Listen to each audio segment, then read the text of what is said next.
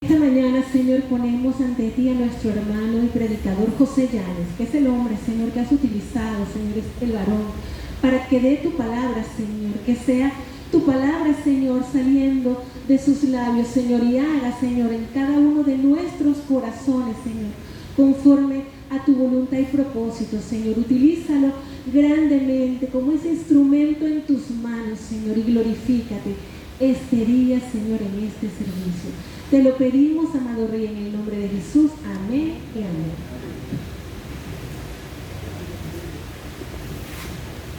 Dios me bendiga, mis hermanos. Amén. Hoy es un día de victoria. Gloria al Señor. Estamos vivos.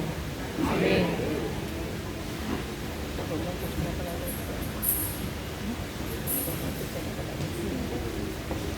Bueno, mis hermanos, primeramente les voy a contar una historia que escuché de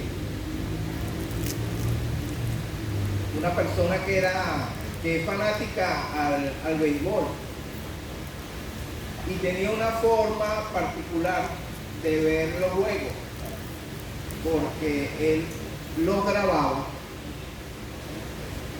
y después llegaba e iba hasta el final de la grabación y veía quién ganó. Si era su equipo el que ganaba, buscaba su chuchería, se sentaba cómodamente y comenzaba a ver un juego de pelota.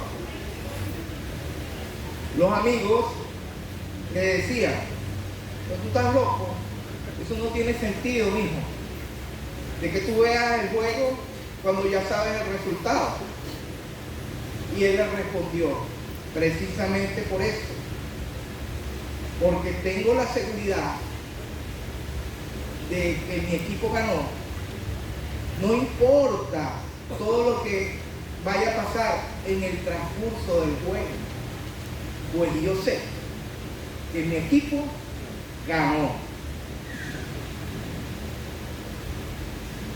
Y es satisfactorio estar, hermanos, en el equipo ganador. ¿No les parece? Amén. Estamos en el equipo ganador. Amén. Porque Jesús ganó. Ganó. Amén. Cuando resucitó. El título de este mensaje es: muertos en Adán, vivos en Cristo. Nuestro destino eterno, hermanos, depende de la validez de la resurrección de Cristo. Y más aún, el triunfo final de todo el programa de Dios deriva en la realidad de la resurrección de Jesucristo. Vamos a ir a la primera carta a los Corintios, a partir del capítulo 15, verso 21. Cuando lo tengan, digan amén. De todas formas, ahí en la pantalla va a estar. Pero los que tengan su Biblia o en su celular, ya digan amén. Amén. Entonces vamos a comenzar a leer en el nombre del Señor. Porque por cuanto la muerte entró por un hombre, también por un hombre la resurrección de los muertos. Porque así como en Adán todos mueren, también en Cristo todos serán vivificados, pero cada uno en su debido orden. Cristo, las primicias, luego los que son de Cristo en su venida. Luego el fin, cuando entregue el reino al Dios y Padre, cuando haya suprimido todo dominio, toda autoridad y potencia, porque preciso es que Él reine hasta que haya puesto a todos sus enemigos debajo de sus pies. Y el postrer enemigo que será destruido es la muerte, porque todas las cosas las sujetó debajo de sus pies. Y cuando dice que todas las cosas han sido sujetadas a Él, claramente se exceptúa a aquel que sujetó a Él todas las cosas. Pero luego que todas las cosas le estén sujetas, entonces también el Hijo mismo se sujetará al que le sujetó a Él todas las cosas, para que Dios sea todo en todo. ¿Qué nos enseña o qué nos quiere enseñar este párrafo? La resurrección de Jesucristo garantiza el triunfo del creyente, así como de Dios sobre la muerte. Es decir, la resurrección de Jesús nos garantiza a nosotros y a Dios el vencimiento de la muerte, la victoria sobre la muerte. La resurrección de Jesús representa nuestra resurrección, porque seremos levantados con un cuerpo como el de Él. ¿Como el de quién? Como el de Jesús. Amén. Había una fiesta que celebran los judíos, aún la celebran, que es la fiesta de las primicias. Estas fiestas eran ofrecidas a Dios y en estas los judíos se aseguraban la bendición de Dios para todo el resto de la cosecha. Por lo tanto, por medio de la resurrección de Cristo, nuestra resurrección es asegurada. Y es tremendo, hermanos, porque la fiesta de las primicias se celebra un día después del día de reposo, es decir, del sábado. Cristo fue crucificado, según las escrituras, un día jueves, lo enterraron o lo sepultaron, pasó el día de reposo y resucitó un día domingo, que era el día de la fiesta de las primicias. En esta fiesta la ofrenda no era una ofrenda de sangre, es decir, no era un sacrificio. ¿Por qué? Porque el sacrificio ya había sido hecho en la Pascua. Y eso es tremendo, hermanos. ¿Por qué? Porque Jesús resucitó el día de las primicias y fue sacrificado un día antes de la Pascua. Era el sacrificio perfecto, y por cuanto era el sacrificio perfecto, ya no había necesidad de más sacrificios. Esto corresponde perfectamente con la resurrección de Jesús, porque su muerte terminó con la necesidad de ese sacrificio, haciendo provisión de una expiación perfecta y completa. La resurrección de Jesús también es la primicia de nuestra resurrección, en el sentido de que Él es nuestra cuota de entrada a la resurrección. Y aquí vamos a ver el primer principio de este párrafo, que nos enseña que hay victoria para el creyente en la resurrección de Cristo. La Biblia dice que Jesús venció al diablo en la cruz. Amén. En la cruz se cumplió la demanda de Dios por el pecado. La Biblia también dice que la paga del pecado es la muerte. Es decir, necesitaba Dios un sacrificio. Por eso es que había en el Antiguo Testamento ese sistema de sacrificio que ejecutaba el pueblo de Israel. Sacrificaban corderos, sacrificaban becerros, y era un constante sacrificio anual para lavar temporalmente los pecados. Dios le imputó, esa palabra es cargó, algo que no era de él. Todo el pecado de la humanidad a Jesús en la cruz. y descargó toda su ira por el pecado en él. Hay una palabra tremenda en Isaías 53, hermanos, que quebranta mi alma. Porque dice que en él no hubo mentira. Y dice, mas sin embargo, Jehová quiso quebrantarlo. Y es tremendo porque era necesario que eso sucediera. Por eso Jehová Dios quiso quebrantar a su Hijo. El Verbo de Dios se encarnó en una figura humana para vivir una vida perfecta y morir en la cruz para pagar la pena por nuestro pecado. Sin embargo, si Jesús no hubiese resucitado, su muerte hubiese sido en vano.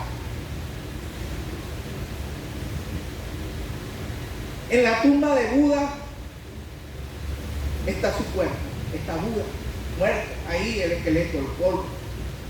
Pero el budismo sigue avanzando.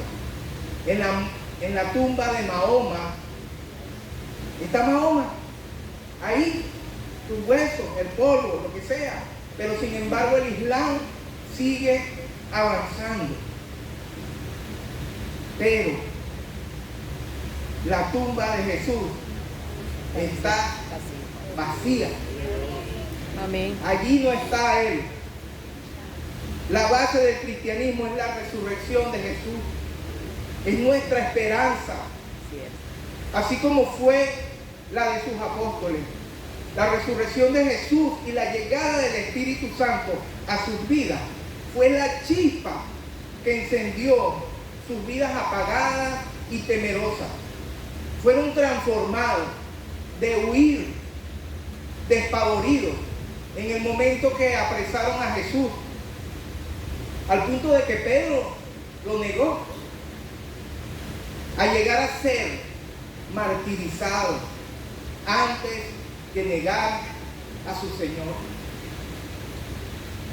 Y lo que los impulsaba a ellos era el Espíritu Santo que había en ellos, que estaba en ellos, y la esperanza cierta de que Jesús, de que ellos, al igual que Jesús, iban a resucitar porque Él se los había prometido. De cierto les digo que el que cree en mí, aunque esté muerto, vivirá. Amén. Después le decía, ¿crees esto? ¿Crees esto? Le digo a Marta y a María, ¿crees esto? Tenemos que creer esto, hermano. Esto lo tenemos que creer, eso tiene que estar en nuestra mente. Sí, tiene que enraizarse en nuestra mente. La muerte entró por un hombre, por otro la resurrección de los muertos. Versos 21 al 22. Las trágicas consecuencias del pecado son inmensas, hermano. Dice Génesis 3:19, con el sudor de tu frente comerás el pan hasta que vuelvas a la tierra, porque de ella fuiste tomado, pues polvo eres y al polvo volverás. Pero les voy a decir algo, hermano, usted y yo, que hemos conocido a Jesucristo y que es nuestro Señor y Salvador, ya no somos solo polvo. No se vayan a caer para atrás como condoritos. El ser solo polvo es la condición del hombre sin Dios. Pero nacemos espiritualmente muertos. Nosotros nacemos espiritualmente muertos. Y esa es una condición no que adquirimos por medio del pecado. Es la condición de pecado. La condición de pecado viene con nosotros, está en nuestro ADN. Por un hombre entró el pecado, por otro la resurrección de los muertos. Así que Adán trajo la muerte, Jesús trajo la vida. Fue Adán quien entregó la autoridad a Satanás. Cuenta el apóstol Lucas en el capítulo 4, verso 5 en adelante, que el diablo, ofreciéndole todas las ciudades de la tierra, todo el mundo a Jesús, le dijo que toda esa potestad le había sido entregada. Dice, porque a mí me ha sido entregada y a quien quiera la doy. Es decir, Adán le entregó la potestad, el dominio del mundo a Satanás, cosa que Dios le había dado a Adán. El Señor Jesucristo recuperó lo que Adán perdió. Cuando el Señor Jesucristo resucitó, lo dice en Apocalipsis 1:18, dice, tengo las llaves de la muerte y del Hades. Recuperó lo que Adán perdió. Pero ¿dónde estuvo Jesús después que murió y antes de resucitar? Hay dos textos que parecieran decir dónde estuvo. Efesios 4:9, a las regiones más bajas de la tierra. Primera de Pedro 3:19, a donde están los espíritus encarcelados. Y por lo menos no hay un texto que lo niegue. Pero hermano, era lo que tenía que pasar. Pues Jesús murió imputado con el pecado de la humanidad. Por lo tanto, tenía que ir al infierno. Ahí era donde tenía que ir. Lo dice la Escritura claramente. Entonces, cuando llega allí a ese lugar, no se halló pecado en él. Seguramente Satanás se copió del libro de la vida que está en el cielo, y tenía también un libro de pecado. Dice, no, aquí no está él es inocente, ahí no hay nada. En ese momento Satanás perdió el derecho sobre Jesús, y la muerte y el Hades no pudieron retenerlo. Lo dice la Biblia. Él había pagado por el pecado en el cual incurrió Adán y toda la humanidad. El Señor Jesucristo le arrebató las llaves a Satanás cuando desarmó a los poderes de las tinieblas. Luego, en Cristo todos serán vivificados, dice el verso 22 en la segunda parte. Esto significa que todos resucitaremos. Sí y no.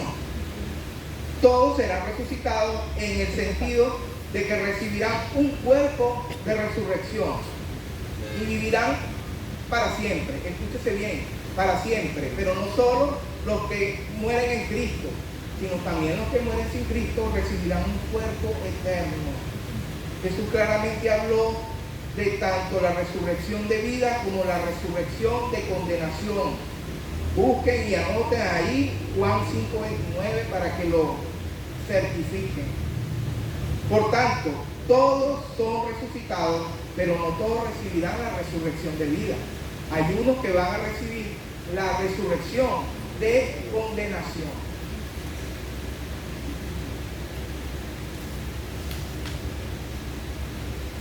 Algunos recibirán, como les dije, la resurrección de condenación y vivirán para siempre en un cuerpo resucitado, pero en el infierno.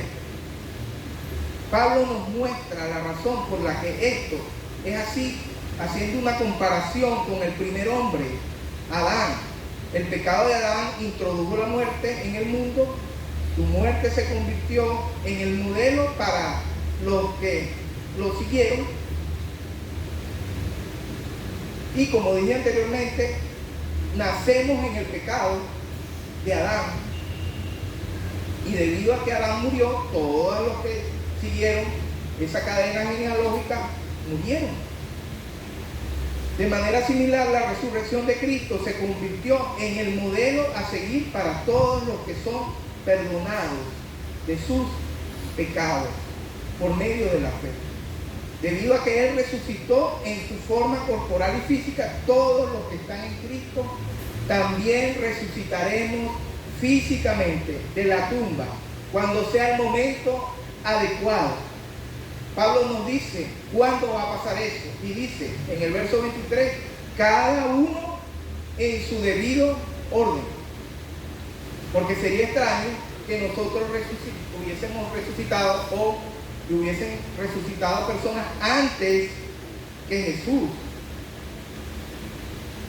La venida de Jesús descrita aquí usa la palabra griega parousia. Esta palabra tiene una referencia especial a su segunda venida. Entonces, si Jesús es la primicia de nuestra resurrección, esto significa que Él fue el primero resucitado de los muertos. Y usted dirá, ¿y qué hay de Lázaro? ¿Y qué hay de los que resucitaron en el Antiguo Testamento?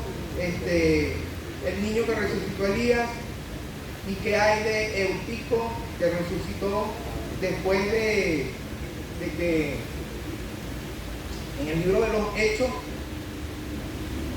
entre otros más, cada uno de ellos fue resucitado de la muerte, pero ninguno de ellos resucitó? La resurrección de ellos no fue con un cuerpo glorificado, fue con su mismo cuerpo. Ellos resucitaron, Lázaro resucitó y Jesús mandó a que le quitaran las vendas. Era su mismo cuerpo.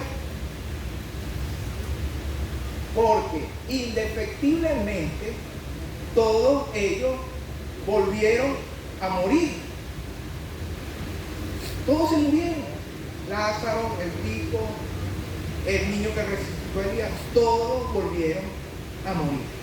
Entonces, la resurrección no es solo vivir otra vez, es vivir en un cuerpo nuevo, perfectamente adecuado para la vida en la eternidad. Jesús no fue el primero en ser traído de los muertos, pero sí fue el primero en resucitar. ¿Cuántos dicen aleluya? Él fue el primero en resucitar, y por medio de esa resurrección nosotros también seremos resucitados cuando Él venga. Y este mismo capítulo dice, en un abrir y cerrar de ojos, Él con trompeta de Dios va a llamar a los que en ese tiempo estemos bajo tierra o a los que estemos vivos. El segundo principio: hay victoria para Dios en la resurrección de Cristo. Verso 24 al 28. Acá Pablo entra en el terreno escatológico. La resurrección primeramente preparó el terreno para el juego final. No sé mucho de mecánica, pero tengo entendido que para que el motor del vehículo encienda debe pasarse la llave. Eso es de cajón. Y esta activa el arranque, que envía una señal a la bujía, y esta emite una chispa que enciende la gasolina que está comprimida en el pistón, y esa explosión hace que el pistón sea empujado hacia abajo, y eso sucede continuamente, por eso es que los carros se mueven. Pero este proceso comienza cuando le damos a la llave del vehículo. Le damos clic a la llave y el motor enciende. Entonces podemos decir, el encendido del plan escatológico de Dios para consumar la victoria es la resurrección de Jesucristo.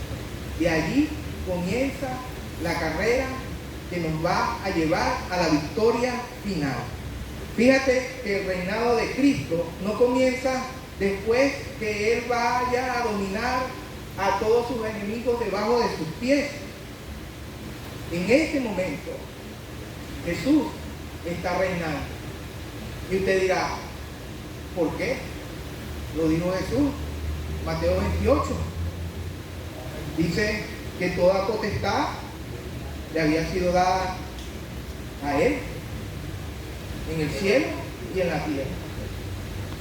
Pero, ¿y entonces por qué suceden tantas cosas feas? Acá tantas injusticias, enfermedad, persecución. Él permite que ocurra este tipo de cosas para cumplir sus propósitos. Si no, lo que dijera la Biblia fuese mentira. Y vendrán guerras y rumores de guerra, enfermedades, peste. Si eso no estuviese ocurriendo, hermano, entonces nos pusiéramos a dudar, ¿será que lo que dijo Jesús es verdad? Porque nosotros estamos viviendo demasiado bien, paz, armonía, no hay contienda entre nosotros, no hay contienda en la familia. Entonces yo creo que lo que dijo Jesús es mentira, pero no, todo lo que dijo está ocurriendo. Entonces Él permite todas esas cosas. Fíjense que en el Antiguo Testamento Dios levantó a los babilonios, levantó a los asirios y los trajo contra Israel. Permitió que Jerusalén fuera tomada, permitió que los israelitas fueran llevados en cautiverio, pero no porque fue lo que Él quiso que ocurriera en la tierra, sino que porque Él quiere que aprendamos. Es necesario que a través de todas estas cosas nosotros aprendamos las lecciones que Él necesita que aprendamos. Además, dice la Escritura en Santiago 4:1 de dónde vienen todas estas cosas, todas las guerras y todas estas contiendas, de nuestras concupiscencias, las cuales combaten en nuestros miembros. Y aquí en la carne, lo que vemos, lo que decimos, lo que oímos, todo esto es principio de dolores. Todas estas cosas que están sucediendo en el mundo, hermano, son principios de dolores. Pero no diga, ay, ya Jesús está por venir, mira las señales. No, las señales no son para que Él venga por su iglesia, porque dice la Escritura aquí en 1 Corintios 15 que va a ser en un abrir y cerrar de ojos. No esperemos las señales, no nos empecemos a preparar con las señales, empecemos a prepararlo desde ahorita, porque en cualquier momento Jesús va a venir por su iglesia. Amén. Por ahora Dios ha permitido una medida de dominio, autoridad y potencia a los hombres, a Satanás e incluso a la muerte. Pero todo esto, hermanos, es temporal. Jesús tomará su lugar de hecho, ya lo hizo de derecho, como el bendito y único soberano, Rey de reyes y Señor de señores. La resurrección también preparó el escenario para la sujeción de todos. Al levantar a Cristo de los muertos, Dios ha puesto en movimiento una serie de eventos que deben culminar en la destrucción final de la muerte. Y por lo tanto, una vez más, el ser Dios, como es en la eternidad, todo en todos. Lo primero que va a hacer es vencer a sus enemigos. Pablo aquí se refiere al reinado de 1000 años de Jesús, descrito en Apocalipsis 20. Después de ese tiempo, habrá una rebelión final inspirada por Satanás, la cual Jesús destruirá y finalmente lo echará en el lago de fuego y azufre, hecho para el diablo y sus demonios. Hermano, el infierno no fue hecho para el hombre, para el alma humana. El infierno fue hecho para el diablo y sus demonios. El que llega allí por causa de no recibir a Cristo va a llegar como un invasor, como un inmigrante donde le aplican xenofobia por la eternidad. Entonces, la resurrección preparó este escenario. Luego, la muerte va a ser destruida. Pablo nos recuerda algo importante. La muerte es un enemigo, pero es consecuencia del pecado. Cuando Jesús vino a la tumba de Lázaro,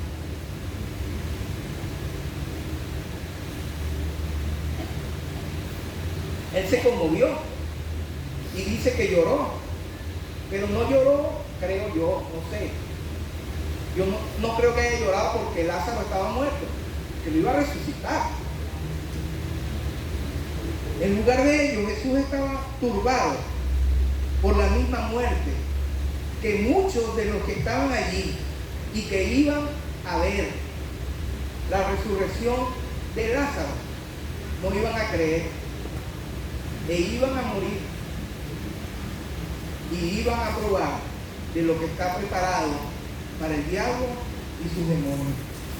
La muerte es un enemigo derrotado por la obra de Jesús, un enemigo que un día será destruido y por lo tanto un enemigo al cual los cristianos no debemos temer, hermanos, tampoco tentar, pero no debemos temer. Si la muerte está destruida, entonces me pregunto yo, no sé, quizás muchos de ustedes se lo pregunten, ¿por qué los cristianos mueren? Porque hay enfermedad en muchos cristianos y de esas enfermedades mueren. Después que Jesús murió, la muerte ya no tiene potestad sobre los hijos de Dios. Él la abolió y no puede ser aplicada a nosotros, pero no es la muerte física, es la muerte espiritual. Entonces, ¿por qué mueren los santos? ¿Por qué mueren los cristianos? Hermanos, necesitamos morir. La muerte nos desnuda de este cuerpo corruptible para en la resurrección podernos vestir del incorruptible. Por eso es necesario que nuestro cuerpo, donde estamos habitando en este tiempo, muera. Si no morimos, cuando resucitemos, o sea, no habrá resurrección para nosotros. Obviamente, si el Señor viene en este momento, no vamos a probar la muerte física, porque vamos a ser transformados juntamente con los que ya murieron. Primero ellos, los que murieron en Cristo, y después nosotros, los que estemos vivos en ese tiempo. Entonces la muerte, como les dije, nos desnuda de este cuerpo corruptible para en la resurrección vestirnos del incorruptible. También parte de este plan de Dios es que Él hace una excepción. Él no se va a someter a Jesús. Pablo nos recuerda aquí que el Hijo no será algún día superior al Padre. Aquellos que niegan la deidad de Jesús dicen que este versículo prueba un punto. Ellos toman la sumisión de Dios, el Hijo, como prueba de que Él no es igual al Padre. Pero resulta que esta sumisión no viene de ninguna inferioridad, viene de un orden, el orden de la Trinidad. Un hijo siempre va a estar en sumisión a su Padre, incluso si ambos tienen la misma sustancia. Yo no tengo ya padre, mi padre está con el Señor, pero si mi mamá me llama la atención y me echa un jalón de oreja, ¿qué le voy a decir yo? No, ya tú no dominas sobre mí, respétame. No. Siempre tenemos esa sujeción, que no es una sujeción porque yo soy más que tú, porque tú eres más joven que tú. No, es una sujeción de orden. Luego, la resurrección preparó el escenario para la glorificación de Dios Padre. Verso 28. Aquí Pablo hace referencia al deseo de Dios Hijo de glorificar a Dios el Padre. Cada persona de la Trinidad desea glorificar al otro. El Padre glorifica al Hijo, Juan 17:4, anótenlo ahí. Y el Hijo glorifica al Padre. Está ahí mismo en ese capítulo, Juan 17. Y el Espíritu Santo glorifica al Hijo. Este aspecto de la naturaleza de Dios es algo en lo que Dios quiere que andemos también nosotros, teniendo una preocupación por cada uno de nuestros hermanos, de nuestro prójimo. Debemos, no de glorificarlo, pero sí tratarlo como te gustaría que te trataran a ti. Vamos a ir a la aplicación. Si Jesús no resucitó de la tumba, no hay esperanza de salvación, ni de santificación, ni de glorificación. Si Jesús no resucitó de la tumba, el cristianismo no tiene ningún sentido. Pero alabado sea Dios, la tumba sigue vacía. No hay nadie allí. Me gusta lo que dijeron los ángeles a las mujeres que fueron a la tumba y la vieron vacía. Le dijeron, los que buscan, porque buscan entre los muertos a quien vive. Y es tremendo, hermano, porque esa piedra que estaba frente a la tumba de Jesús estaba sellada por los sellos del Imperio Romano. Había guardias romanos allí que estaban cuidando con su vida, que nadie fuera a robar el cuerpo de Jesús. Y resulta que no hizo falta que movieran la piedra para que Jesús saliera. Amén. La abrieron para ver que Jesús no estaba. Así es. Entonces, esa resurrección es la base de nuestra fe. La resurrección de Jesucristo da al cristiano una enorme esperanza en todos los aspectos de la vida, pero especialmente ante la muerte, hermano. Porque para resucitar primero hay que morir. La resurrección presupone la muerte. La muerte es terrible, ¿verdad? Es triste. Es tan terrible que vivimos como que si nunca fuera a suceder. En esta semana, el viernes, fuimos al funeral de un hermano que falleció, joven, menos de 40 años. Y una semana atrás fuimos al funeral de un señor de 93 años. Todos estamos supuestos, hermanos, a morir en cualquier momento. Joven, adulto mayor, bebés. O sea, todos estamos supuestos a morir. ¿Te estás preparando para morir? Hermano, nos preparamos para vivir. Y no está mal. Estudiamos, hacemos proyectos, planes para la vida, casarnos, tener familia, vehículos, ver a nuestra familia crecer. Eso es muy bonito. Pero ¿te estás preparando para morir? Leí una cita de un teólogo inglés, Paul Helms. Escribió: la actitud occidental moderna hacia la muerte es demasiado obvia. Consiste en evitar mencionarla, y cuando mencionarla es inevitable, usamos metáforas. A menudo decimos: alguien falleció, pasó a la gloria, conoció a su Creador, partió con el Señor, que son simplemente formas educadas de referirse ¿a quién? A la muerte. Y por supuesto siempre uno es cortés y desde luego nunca debemos parecer insensibles, pero como decía Helms, evitamos hablar de la muerte a toda costa. Pero no deberíamos evitarlo siempre, porque lo que tú y yo creemos sobre la muerte en particular lo que sucede después de morir modela nuestra forma de vivir. Amén. Debemos de vivir en paz, hermanos, no pensando en que ¿qué va a pasar después que me muera? Con mis hijos, con mis hijas, con mi esposo, con mi esposa. Yo siempre le digo al Señor, Señor, si tú en un momento decides llevarme, llévame a mí primero.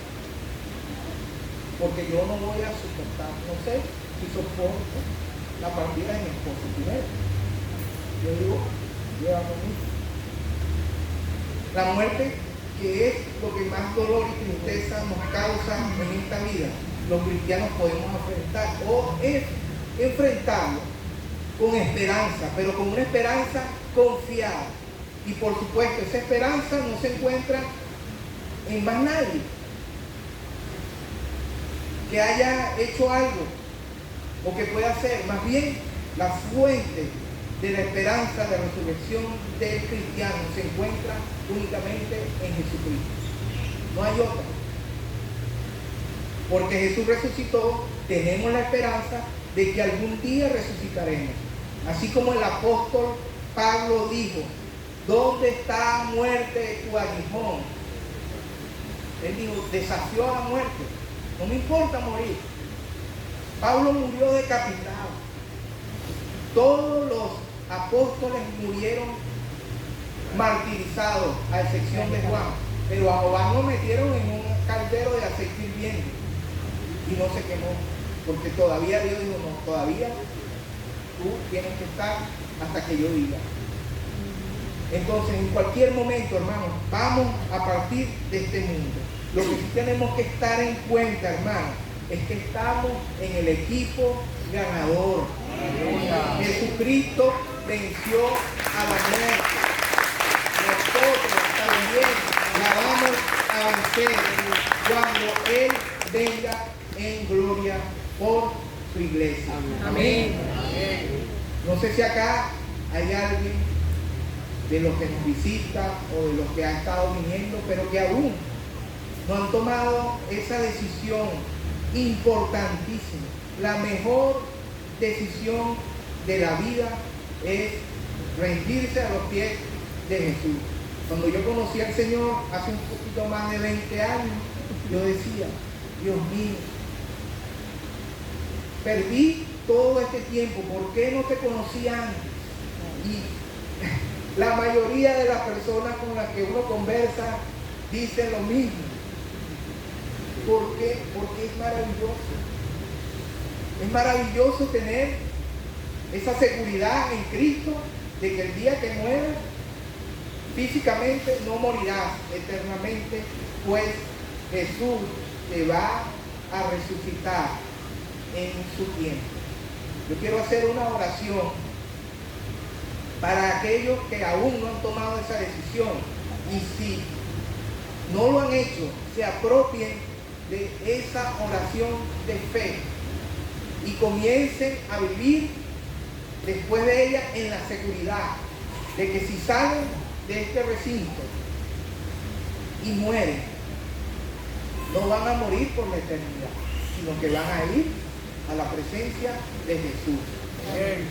Señor, en esta mañana he escuchado tu palabra, he escuchado tus promesas y creo que tus promesas son ciertas, porque tú mismo lo demostraste con tu resurrección. Este día abro mi corazón a ti, Jesús, entrego mi vida en tus manos para que me perdones y escriba, Señor, mi nombre en el libro de la vida. Y el día que parta yo de esta tierra, tengo la seguridad de que voy a estar en tu presencia. Gracias, Jesús, por perdonarme. Gracias por morir en la cruz por mí, porque era yo el que merecía estar allí pagando por mi pecado. Gracias, Jesús. Gracias, Dios, por resucitar a Jesucristo y mostrarnos que Él es la verdad y la vida. Amén. Si allí hay alguien que hizo esta oración por primera vez, queremos reconocerlo, que levante su mano para saber que es un valiente o una valiente. Dios te bendiga, varón. Dios te bendiga. Dios me le bendiga a mis hermanos.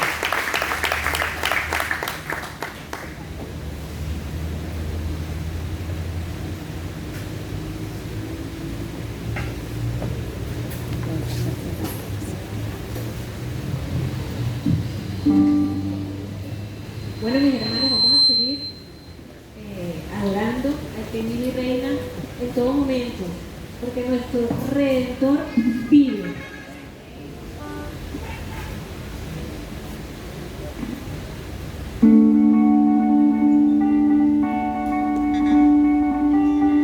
¿De dónde viene mi socorro? Mi ayuda viene de ti.